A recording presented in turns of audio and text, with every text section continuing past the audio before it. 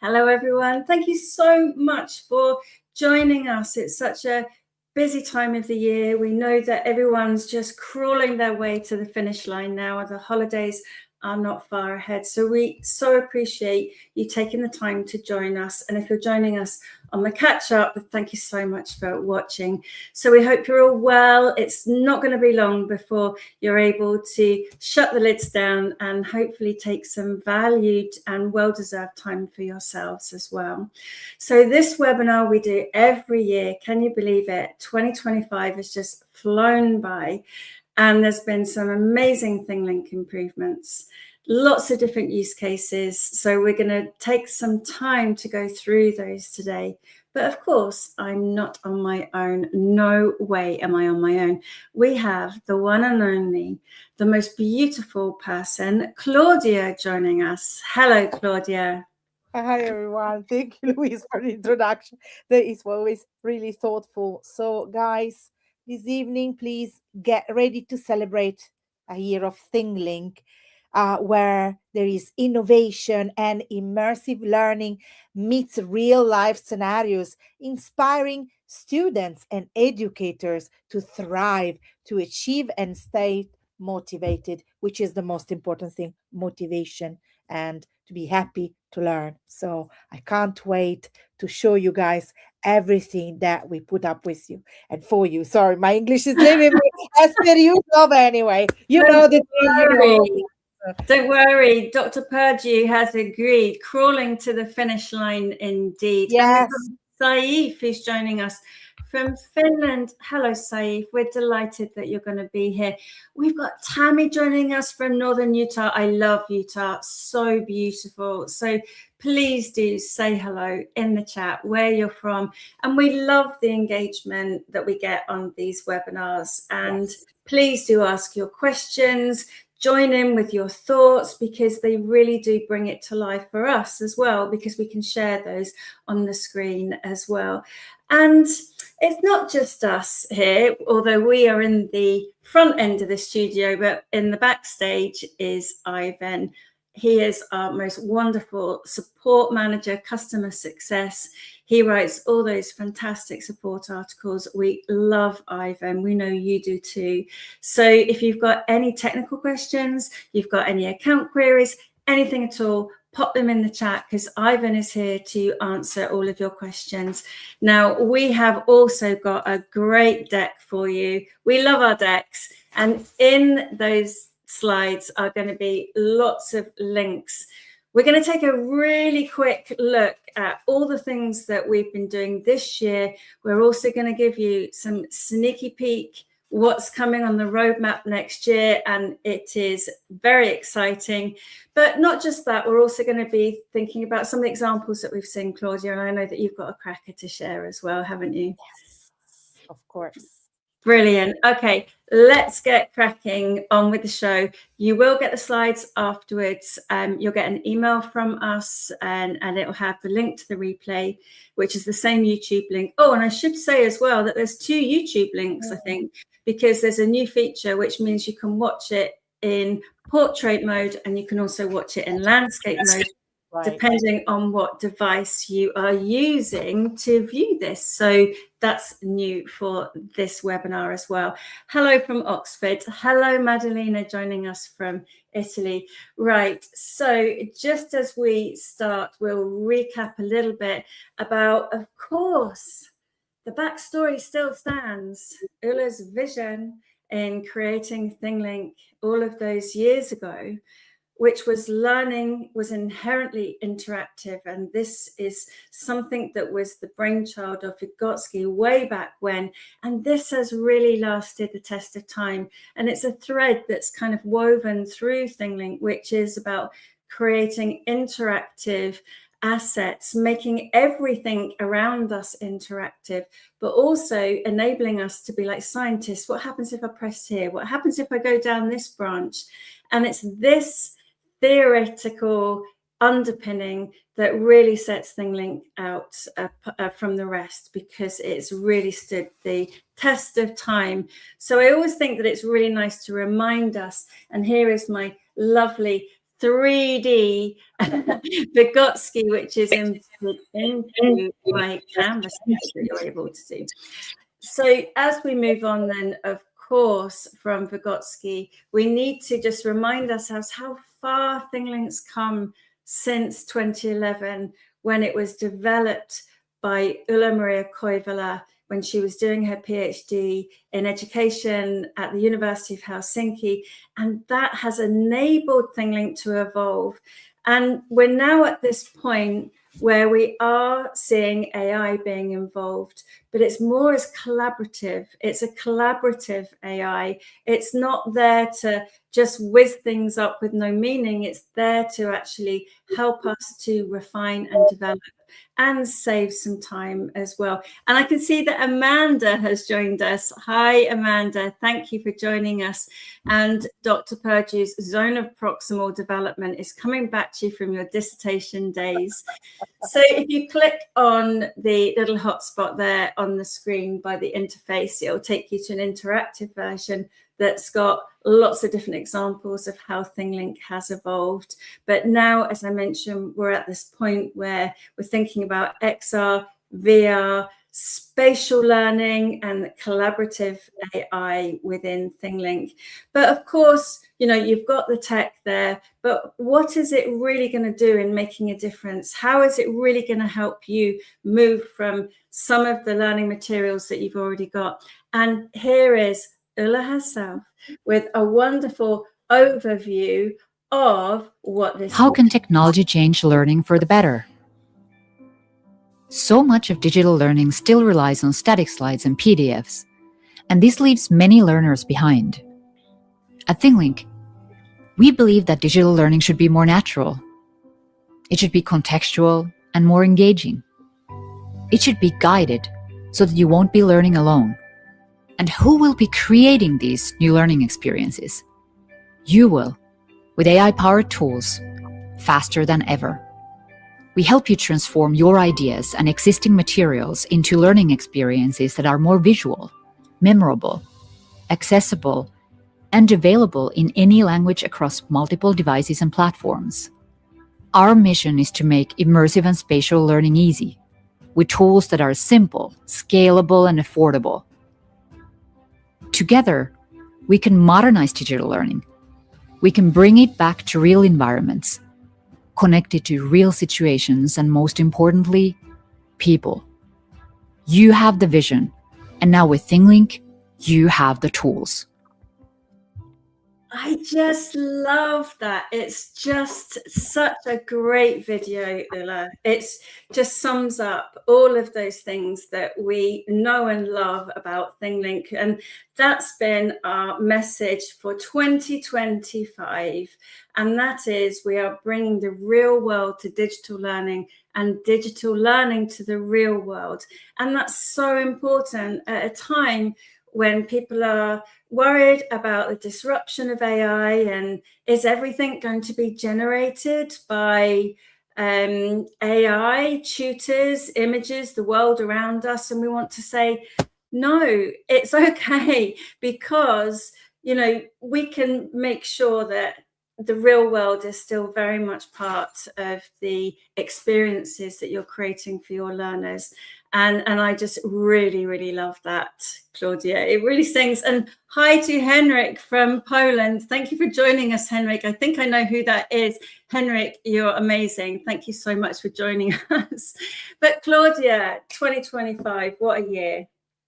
That was amazing, because we actually witnessed visual, memorable, and motivating example made by teachers and by students, that they actually represented real life scenarios. So they were going out there with their phones, with their 360 cameras, and they were creating amazingness. And then they talk about that, they describe that, and they enrich that with audio, video, visual. That was amazing. And this, the one that we got right there, is an amazing example that we witnessed with Kate.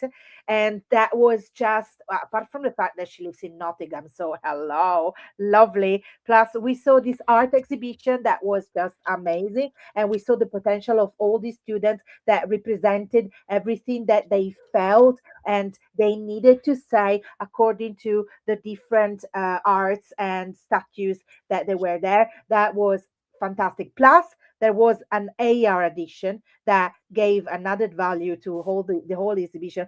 And this one, oh my God, this is a fun story because this exhibition was always just up for one day, and that was a pity. But thanks to of this how can I say, of the immersive space and this immersive learning experience, they could actually keep it alive forever. Can you It's imagine that? amazing. Wow. And the students actually annotated their art exhibitions. They put their own voices to it, their own words, their own music. They chose the music to it. And as you said, Claudia, the exhibition was only up for a day because Yeah. the building was being renovated. But what Kate did is she created this amazing immersive exhibition with real artifacts, with Yeah. students' voices. And then they were able to hire an art studio, which was in the center of town. And they put some headsets in there so people could come in, look at the objects, but then also experience what was the original exhibition that the students had put together. I love stories like that. So that was actually a case study, which we shared on a previous webinar. Anyway, Kate, we give you a big shout out. That was an amazing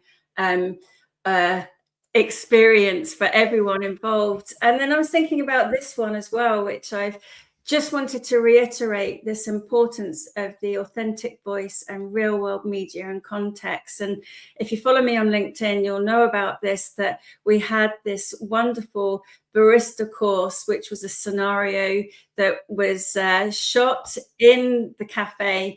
And this young person featured actually in the scenario throughout. She had to deal with problematic customers. But the important thing about this is that, and if you click on it, you can go straight to this example, was that you could hear Being a barista is one of those jobs people sometimes underestimate. They think it's just pushing buttons and pouring lattes, but honestly, it's so much more. One of the best parts is the rhythm of the day. There's something really satisfying with that first dial in. The moment your espresso shot hits that perfect flow, you feel like, yes, we're on, then you're on it. It's so cool. But everyone said, if I'd used an AI voice, it would have, maybe, would have been a voice explaining. But the fact that it was his authentic voice, real media and context, made it so much more relatable to everyone involved. So we're real champions of real world learning and real world context, and using assets that really bring young people's voices to life, as you saw with that exhibition there as well.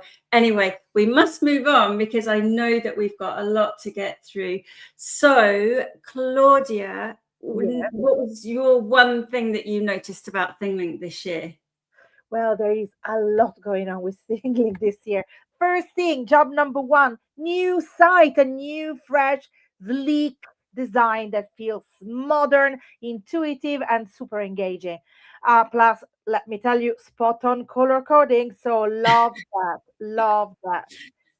It looks great, and big shout out to all of our developer team. They are amazing. But yes, we had our very own glow up this year. Easier, cleaner, brighter, more intuitive, a whole new interface. And that has improved the experience for both the creators and the viewers of the experiences as well. So that's been a really big focus for ThingLink this year.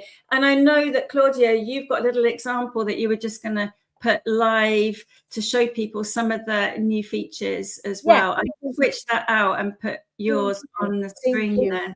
Because this is not just a matter of just the site by itself. There are a lot of new things that are in the behind the scenes.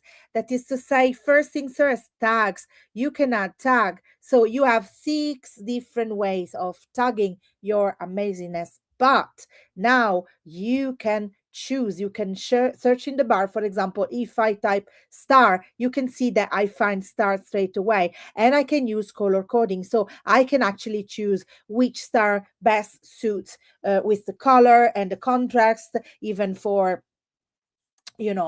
specific needs for our students and our purpose. So this is the first one. Really, there are so many. If we go on to settings, you got, of course, the info panels where you can put all your handles, so your handles, and then you can customize tags straight away from here. Before it was within the tags, now it's separate, so you can customize them. You can disable animation, video looping, large pop-up window. So for example, if you go here, you can see that the window is much larger. And then of course you have a selection of tasks I'm sorry, today my English is leaving me, maybe it is because I'm a little bit tired, but you've got a selection of a lot of tag editing modes. Then you can hover the preview. If you don't want the preview to be hovered, you just do like that and you don't have it anymore. So this is just a selection of things that you can actually see. But then there is something that it's super major, that is to say you can turn on and off default buttons. So for example, here you have a selection of what, this is my favorite look. This is the zoom one. Oh my God, that is so cool. So for example, here you can really actually get into the picture and you can work in the picture, you can describe the picture. This is so much potential. So I love every second of it. But if I don't want it, it's super easy. I just click on that and boom, it has disappeared. Then there is accessibility features, translation, but of course that here is not working because this is an image, so I don't have any text involved, so on and so forth. Plus, you got all the 360 accessories that you can turn on and off, and then you've got accessibilities. Oh my God. If you go on to accessibilities, first of all, you can choose the language. Can you imagine the potential for our students? You can choose the language. It's English, but as you might have guessed, I'm Italian. So I can put the Italian language or the French or the German language or whichever language suits more for my students. And then, of course, I can choose different profiles. So a motor impaired, blind, colorblind, dyslexia, low vision, cognitive and hearing. And then, of course, you've got widgets. I like things oversized because they suit me better. So you got screen reader, you've got all these amazing accessibility features that your students can actually use it straight away. But there is an amazing opportunity coming up for our teachers. That is to say, Yeah. Tell us, Louise, tell us, please. Yeah, so as Claudia mentioned, there's a great deal of accessibility tools that are there that are baked in, the immersive reader into the tags. Then you've got whole scene translation, which I'll show you a bit later on. But for 2026, ThingLink is focused on making sure that the creator experience is completely accessible as well. And that is making sure that we are going beyond the expectations of us. So we're making sure we're meeting legislation, important legislation such as WCAG 2.2. But that's always been about accessibility for all, for those that are viewing or experiencing. But now we're making sure that that applies to the creators as well. So the editor will have all of those accessibility features, which is just great news, particularly for students. And you'd think this was just a natural development, but it actually is something that not a lot of other tools do. They focus on the endpoint, they don't focus on the creation experience. Exactly. So that's going to be our focus. This is great news as well. So in your little demo there, Claudia, you showed different tag types. You showed 6 tag types, which are text media, poll tag, questions, transit tags, and media tags. But there's also another feature that's coming, which is in 2026. Instead of putting a tag on, you'll be able to have a pick a point question type. And for example, click on Finland and your image will be of the map, as you can see. But imagine if you ask people to click on a body part, or click on an engine part, or click where the fire exit is, or click where different things are. So this is a whole new way of creating interactive learning experiences. And I love this. So I really am super excited for this, because it just, again, think, yes, Amanda, Pick a Point is going to be a game changer. Yes. Yeah, absolutely. We think so too. And it's another one of those you said we did type moments, because this is something that's been requested by the community. So as always, keep your feedback coming. Can't wait to see how we use that in our learning experiences when that becomes available. So the next thing that we wanted to just call out is the fact that, you know, we think we're really lucky. Well, we are really lucky, because we get to see, you know, all of the things that you're creating across the world with ThingLink, but we also get to see how they're being used just by what you tell us. But we also see the use of our VR app, which is increasing. So, of course, if you want people to engage with your learning content in an individual way, maybe with a mobile device or a desktop device, whether it's your PC, your Chromebook, your Mac, or your iPads. But then, of course, ThingLink will work on interactive panels and your projectors. But it also works in immersive rooms for that shared experience. But we've seen a real rise in the use of VR. And I must admit, as someone that was a little bit skeptical a few years ago, I think because the technology is advanced, because we can engage with it, and because it's real world contexts and not just, you know, kind of generated images that people are engaging with, because it can be somewhere local to me or somewhere local to the school community. Yes, you can use your different headsets. So we've seen a really big explosion in the use of VR headsets this last year, particularly when it comes to the Meta Pico headsets. And really great comment from Ivan there. If you haven't tried it yet, it's much, much better. So we have launched, as of yesterday, a whole host of XR VR improvements. And I'm delighted to say that you're going to show us some of those, aren't you, with one of your lovely examples. But as Ivan has just said, it's much, much better. Imagine a much greater definition, pass-through enabled by default. So if you don't know what that means, it's when you've got the headset on and you're looking at an object, you'll be able to see it in situ. It's not just in the black space. You'll be able to see it wherever you're looking at it. It's got a refreshed UI. It's just a much, much better experience. And this also goes hand in hand with the development of 3D objects as well. The display quality is just so much better. And if you click on the link here, the first link will take you to a really great blog post by our Chief Operating Officer, Jonathan Hull. He's got a great post there. And this second link will also take you to our dedicated page that's got how to get started, how to get hold of the apps. So on the deck, if you click on those icons, you will be able to see all of the information. And I know that Ivan's only going to be too happy to answer any questions. So here's a little video to show you the new improvements. So experiencing your ThingLinks that you've created, imagine students creating their immersive experiences and then being able to view them in VR headsets as well. So here we've got someone looking at a 3D model.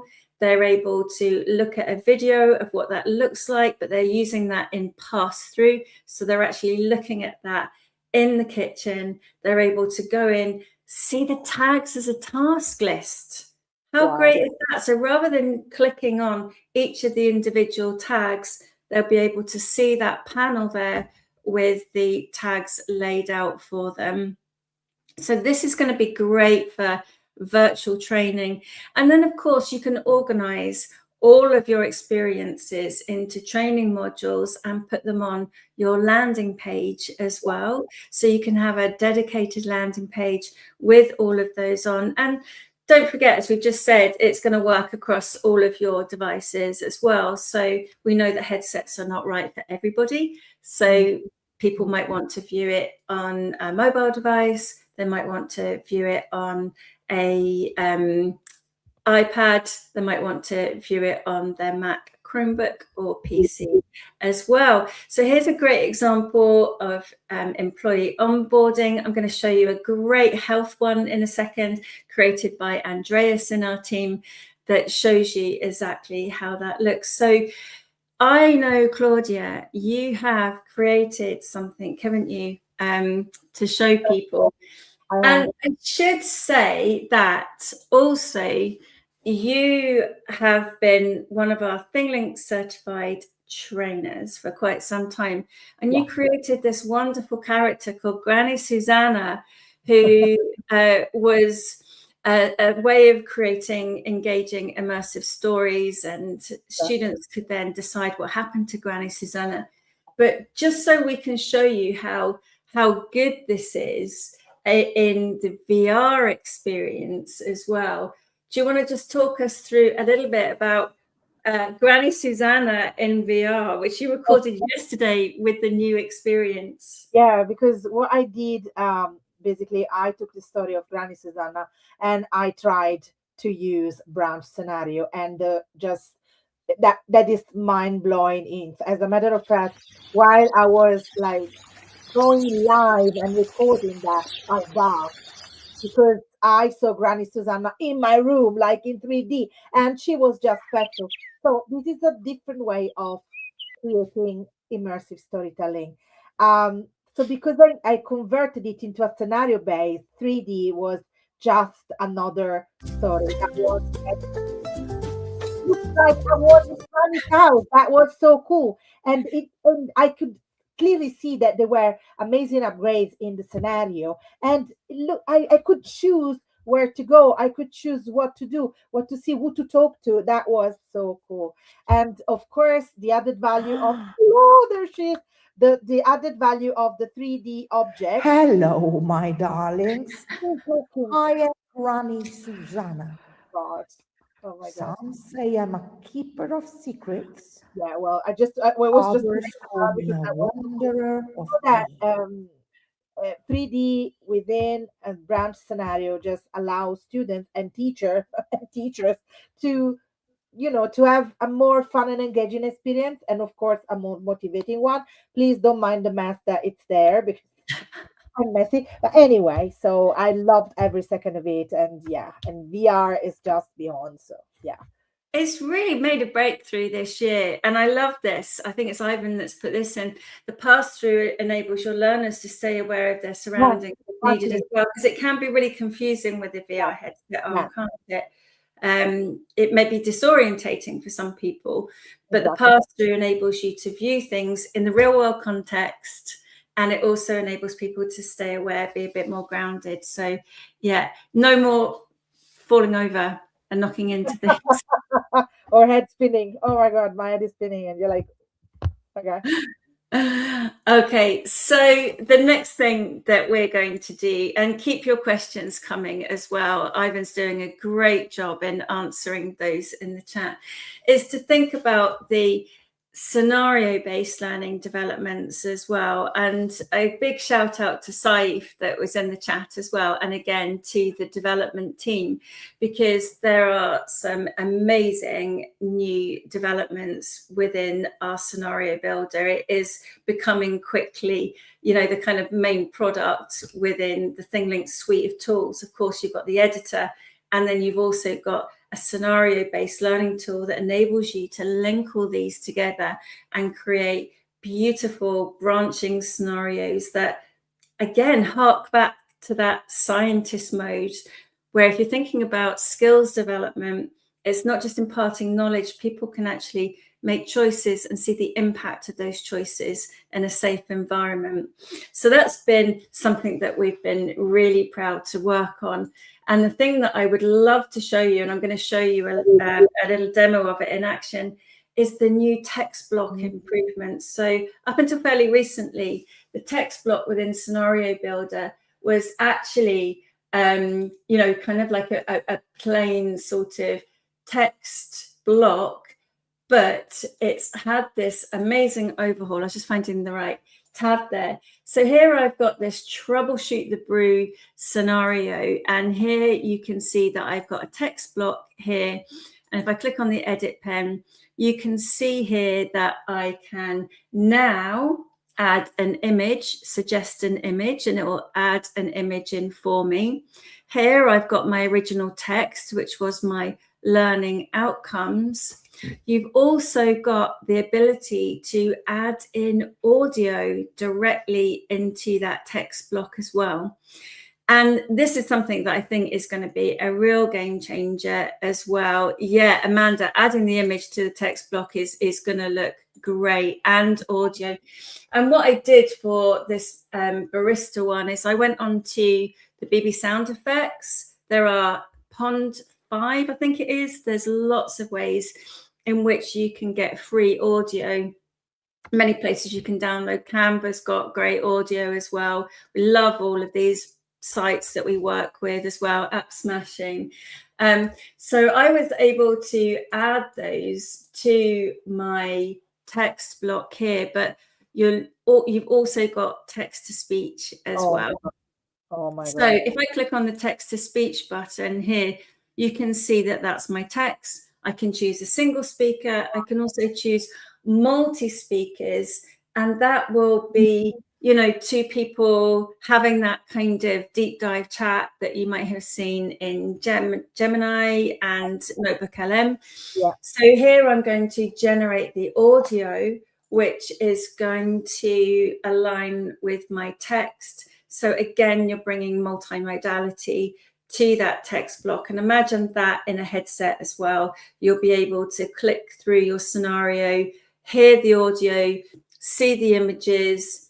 You've got other ways of engaging with that spatial content. It really is. Amanda, she says, I feel like we've all won the lottery. That's amazing. So here I've got my text to speech. Apply de-escalation and active listening techniques to resolve guest complaints regarding drink quality or and you can choose the different types of voices as well. And if I click the save button, that's now going to be in there. I've got my audio, I've got my text in there as well. I'm going to click save on the whole scene, and let's just have a look at what that looks like. So here I'm going to preview this. I'm going to click on this tab here, and then I've got my first slide, which is troubleshoot the brew, which is, I've used a GIF. People ask me this all the time. How do you add those little videos? It's back. This is just a GIF that I created in Canva. And rather than uploading an image to the back base media of my ThingLink, I've uploaded a GIF. And then I've added in my little tag. So here I've got my little tag. It's got the nice music in there. But now when I click the forward button, here I've got that what was originally a text block. I've got some media, and I've got my also I've got my voice there ready to play. So apply de-escalation. So all of these things are coming in. Scottish voices, I don't know if that's coming just yet, Amanda, but I'm sure that there are lots of things that are coming. It's not asking too much at all. So moving on then, the next, it just gets better and better. So as well as having those improvements to the text block, there's also going to be a new block, which I can just show you. If I click back here, click on the new block, you'll see that I've got an AI conversation block. Wow. And what's this going to do, I hear you ask? Well, there's going to be two modes with that.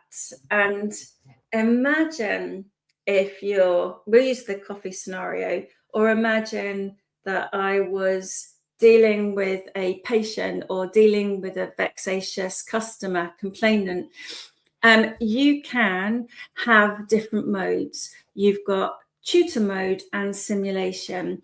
And what I love about this is that I think it really plays into assessment of where the learner is at. So imagine creating a tutor mode conversational chatbot within your scenario that can take on a persona and talk to the learner with audio as well, and thinking about the scaffolding that experience as well. So it's like, what do you know now?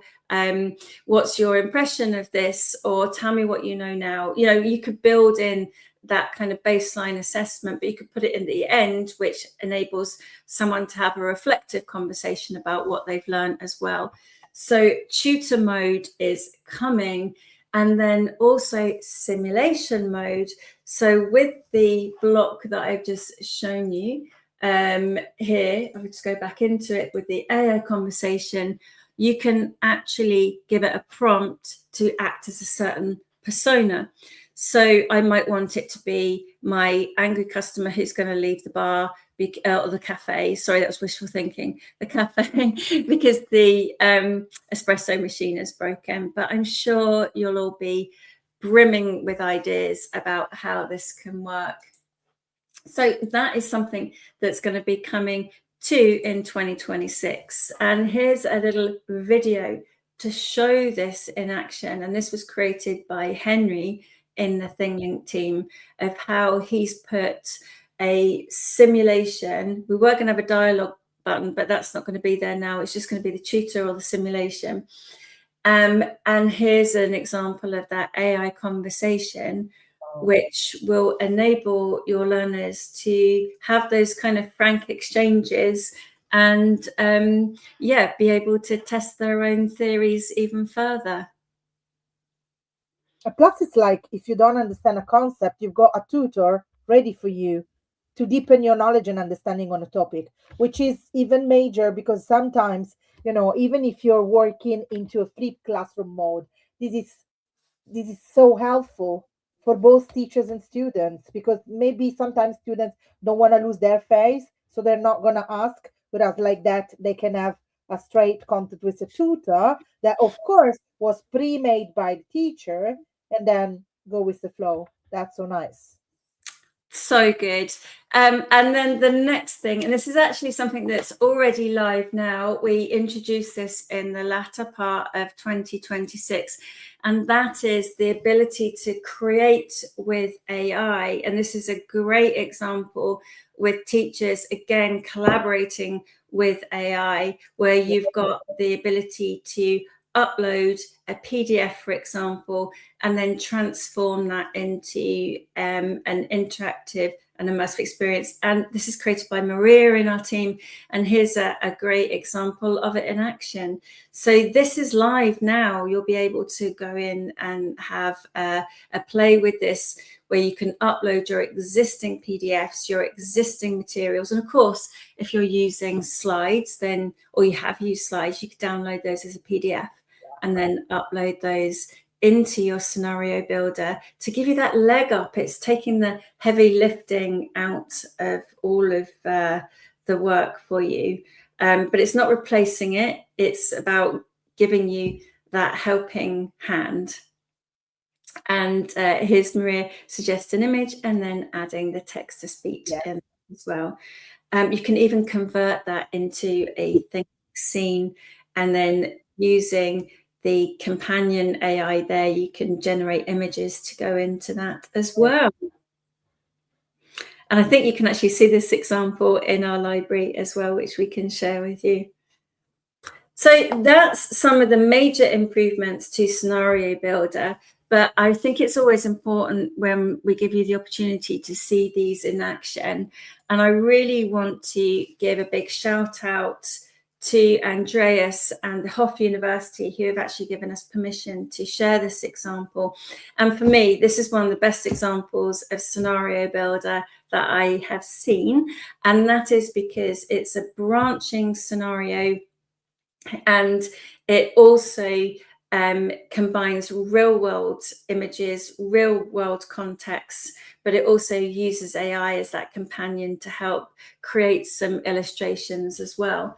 But what I love about this example, which I am going to go into in a short moment. So this example at the moment is in German, and I am able to paste that into the chat.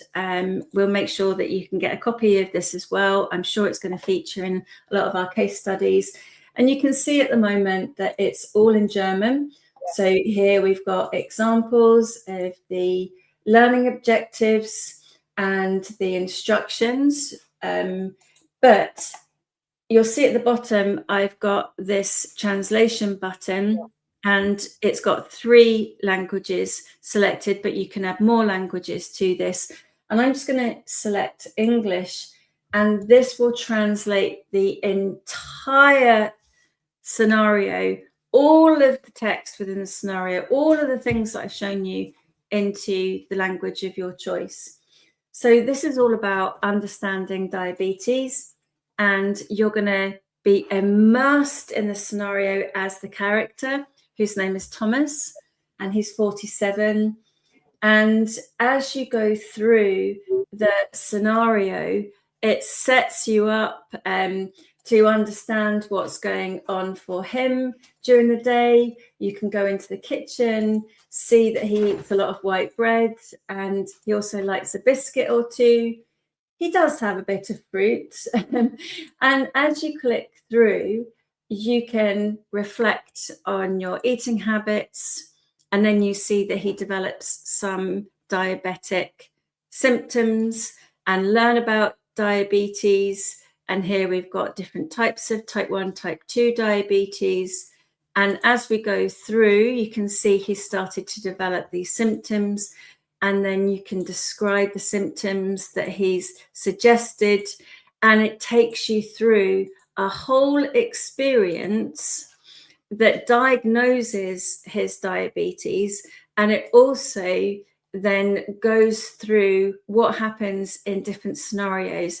For me, healthcare is one of the ways, the sectors that could benefit from having these kinds of immersive scenarios. It's absolutely phenomenal. And as you can see, we've got the tests that he's taken, closer look at the test. The blood sugar level's too high. You saw the doctor early, so that's really helped. And you can see now he decides to go on a hike, and then he goes on a hike, and then he's got more symptoms as well. You can see that this is actually an AI generated image, but a lot of the images before were actually real world images as well. So it's a really nice way of combining the two. I don't know if you've seen all of this one, Claudia. No, but I'm captivated by everything that you're saying, because first of all, it's so useful. In Italian school, we actually do specific courses on that, and I think we could benefit on something like that, really, to create something, from scratch for students to understand how to, to understand diabetes, and also how to take care of it, and not to be scared if they see a strange machine going around and they think, what are they doing? What are my friends doing? It's just normal. Do you know what? I was watching a Facebook reel. Sorry for interrupting. I was watching a Facebook reel, and it said something like a young girl who was there when the tsunami hit, which was in 2005, was it? The tsunami, the Christmas tsunami. And she was 2004. She was able to save hundreds of people, because a few days earlier at school, she'd learned that when the tsunami wave comes over, the water rushes out. And she saw this happening in real time and alerted people. I'm sure the story is real. I hope it's real. But she was able to alert people, and she saved hundreds of lives. Imagine if we made learning like this so much more relevant for students to learn about diabetes, people to learn about diabetes, students of medicine to learn about diabetes. Imagine, you know, how impactful this can be to everybody in our communities. This is real life at the end of the day. This is not just a story. This is real life. And maybe you will find yourself in that situation and you can help other people with asthma, with bronchitis, with, you know, when they're choking, if you actually learn to do that, even virtually, but then you're going to, you know, to give a real hand to the people in need. So, you know. So big shout out there to the Hop University, University of Applied Sciences, and Adesso as well, who we've partnered with, and shout out to Andreas as well, who I know is watching. And also, I know that there's some other health professionals watching who work in pediatrics as well. You know, imagine being able to help students understand what it's like to work with different populations and different students. And tutor mode could even be, you know, that kind of scaffolding and assessment as well. You could have the tutor mode and the conversational mode to then take on those different personas as well. So I know we've only got 15 minutes left. So 3D improvements, and I know I've been involved in creating this. So 3D models have got a bit of an upgrade as well. And with the new 3D objects in VR, and I know that we've just talked about that with Granny Susanna, there are going to be some developments where you can pick apart a 3D object and explore it as well. So that is something that's going to be coming in 2026. 3D objects are going to get a major lot of ThingLink love in 2026. And imagine this again for healthcare professionals, industries like construction, engineering, manufacturing, all of those important industries that need those hands-on skills developments as well. So as we move on to this last quarter of our webinar, Amanda's doing some lovely faces there as well. I know, it's amazing, Amanda. So we've also this year thought how we enable our communities to develop their own skills as well. And we're not just focusing on ThingLink branded certifications, although we have got a few certifications out there, like the ThingLink certified trainers, but we've also just made our learning center so much more simplified. If people want to get started with ThingLink that have not used it before, you can simply go to the learning center, which is in your ThingLink account. So I'll just head over there, and if I come out of this view, you can see that on the left hand side, if you go to the learning center, there's some really nice simple videos of how to get started with it. And there's also some of those great examples as well. And they're broken down into those different cases and categories as well. So the Learning Center is going to be much more slicker for everyone. But we've also introduced our luminaries and idea sparks, because we really want to help people to showcase what they're creating, but we also thought it'd be nice just to give you some little sparks of ideas that you can take and run with. And all of those are on our blog, which you'll be able to go into right now and see all of those idea sparks as well. This one, for example, was just about getting started with a simple project, but we've got other ones as well for creating virtual tours, creating onboarding resources, for examples as well.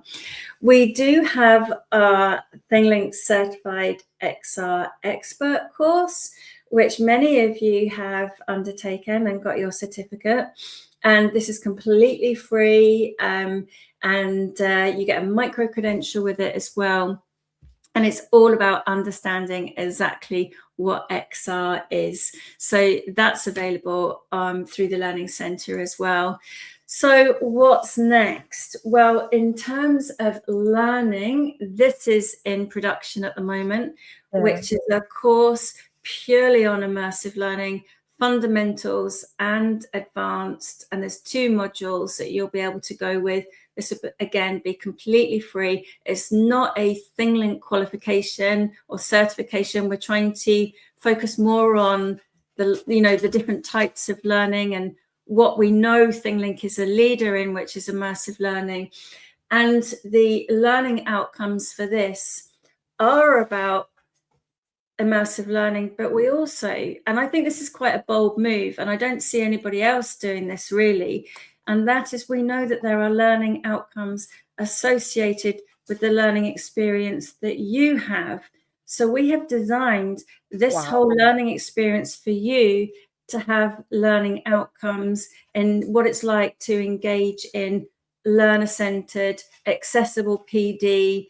It's multimodal. There's lots of immersive assets in it. It's really thoughtful professional learning. So we know that you learn through the experience itself, and of course then the content, which is going to be about immersive learning. So this is going to be dropping soon. So I'm sure I'll be doing some more work on that through the holidays as well. So what's next? Our last 10 minutes, and this is devoted to some of the big changes. So at the top of this webinar, we talked about ThingLink being about bringing the real world to digital learning to the real world, and now of course what's coming next, and that is ThingLink being a bridge to spatial learning.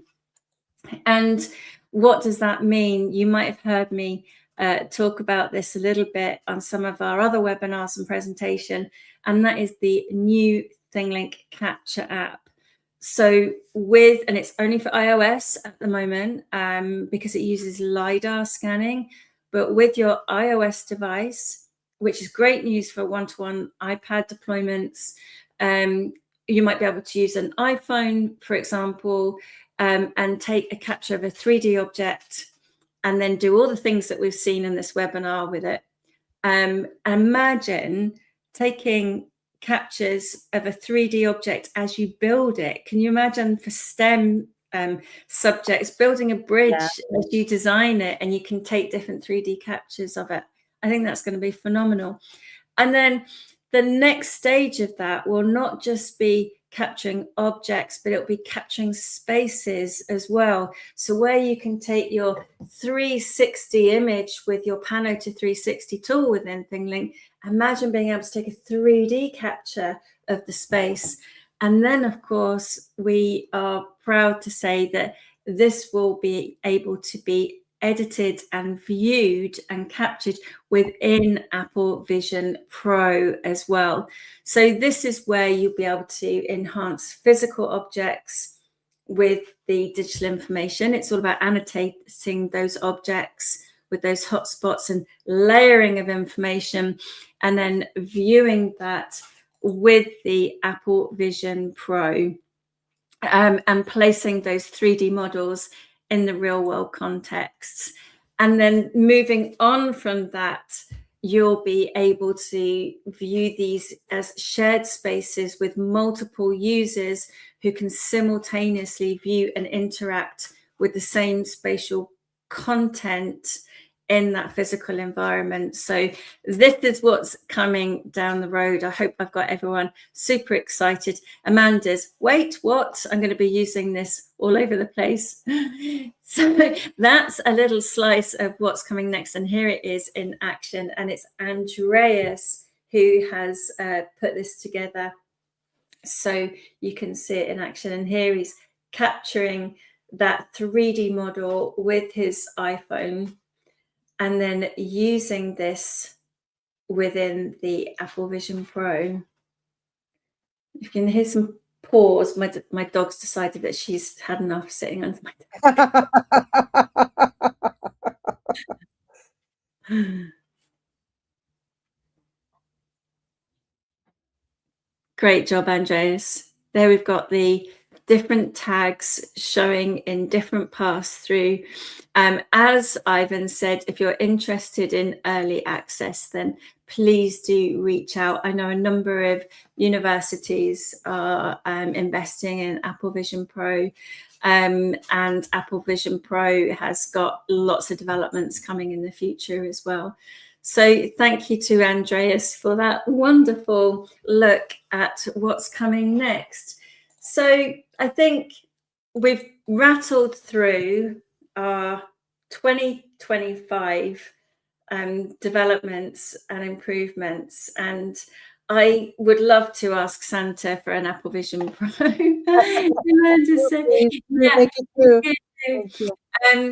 But you know, from myself representing the ThingLink team here, I just want to say a big thank you to you, Claudia, because you've helped out through these webinars throughout the year. Your support has been invaluable, and yeah, it's been an incredible year to be able to do these with you. So heartfelt thanks to the whole team for all of your support, and also to everybody watching. We wouldn't be doing what we're doing if it wasn't for everybody who's been involved in our communities, giving us feedback, asking us questions, making suggestions. So please do continue to do that throughout 2026 and beyond.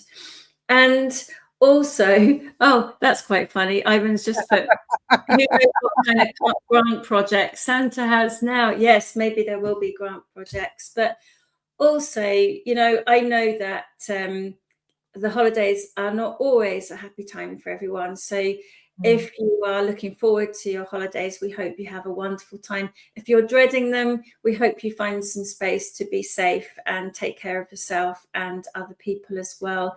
And a really, really heartfelt thank you to everyone who's joined and has watched these throughout the year. We truly, truly couldn't do this without you. So we hope you all have a wonderful and safe, refreshed, relaxing, and come back in 2026 with the enthusiasm. And we will be at BET. There's a big show in London in January. We will be at BET, floating on various stands, doing a few presentations. So if you'd like to come and join us at BET, then give us a shout out as well. Really, really nice. And thank you. Yeah, really, really. We can't thank you all enough, and your students as well. So if you are at BET and want to come and speak to us in person, we'd love that too. So Claudia, any final thoughts from you? Well, no, you said that so well. I mean, thank you so much for everything that ThingLink has done for us. You guys made our growth, achieve our potential, and be happy. And we are amazing for what's next and what's to come. And this is just incredible. So thank you so much. Oh, you're very, very welcome. So the last thing, Anna-Katia is just summing it up. Happy holidays. Thank you to Ivan as well, who's been answering all the questions. Thank you, Ivan. In there as well. Ivan is just a complete star, and we couldn't do it with you either. You are, Amanda. You are. Thank you. All right. Well, it's a big thank you from us then. Take care, and we'll see you all in 2026. Thank you. Take care, everyone. Bye.